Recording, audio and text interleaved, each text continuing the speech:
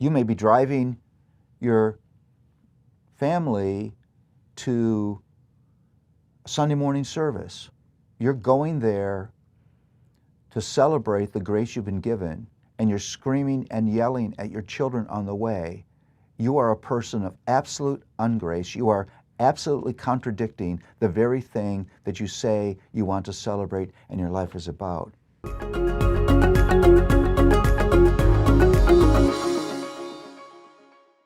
So Micah is covering and written in the same time period as Hosea and Isaiah.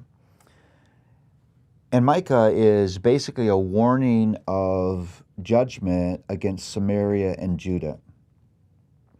And God is outraged because his people are doing this unthinkable thing. They've combined temple worship with the worship of idols. These are people that would actually stop and worship an idol on their way to the temple. It's a shocking ability for us to have duplicitous hearts. And Micah is in the Bible because it mirrors our struggle. You can confess allegiance to the Lord and disobey Him almost at the same time. You may be driving your family to Sunday morning service. You're going there to celebrate the grace you've been given, and you're screaming and yelling at your children on the way. You are a person of absolute ungrace. You are absolutely contradicting the very thing that you say you want to celebrate and your life is about. Micah pictures a struggle that is in all of us. And so what would you say about the gospel and judgment? Well, here's what's really important to understand, and it travels through all of these prophets, that warnings of judgment are always grace. Because if all God wanted to do was to judge us, He wouldn't warn us first. He would just judge us. Whenever God announces His judgment, why is He doing that? To give us a chance to listen and to see and to confess and to turn.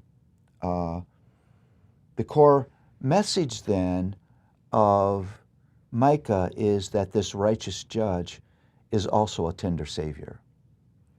And He will not forsake His righteous requirement in order to deliver His mercy, but He will not forsake His mercy to be a judge. I love how this begins to culminate, the crescendo here in Micah. Let me read for you. But you, O Bethlehem, Ephratah, who are too little to be among the clans of Judah, from you shall come forth from me one who is to be the ruler of Israel, whose coming forth is from old, from ancient days. Therefore He shall give them up until that time when she who is in labor has given birth. Then the rest of the brothers shall return to the peoples of Israel. He shall stand and shepherd His flock in the strength of the Lord, in the majesty of the name of the Lord his God. And they shall dwell secure from now, for now He shall be great to the ends of the earth, and He shall be their peace. Do you know when that passage was quoted? It was quoted by the wise men when nervous King Herod was wondering, where is this one who has been born, King of the Jews? Pretty amazing. A direct prophecy in the midst of this warning of judgment, of the exact place of the birth of this shepherd king who would come. See, in the midst of the judgment, God holds out the hope that there's a shepherd coming who will draw His people back. And He will rule His people in righteousness. running right alongside of the warnings of judgment are the themes of mercy and grace and a very specific promise of Jesus. Jesus would be the shepherd. Jesus would be the king.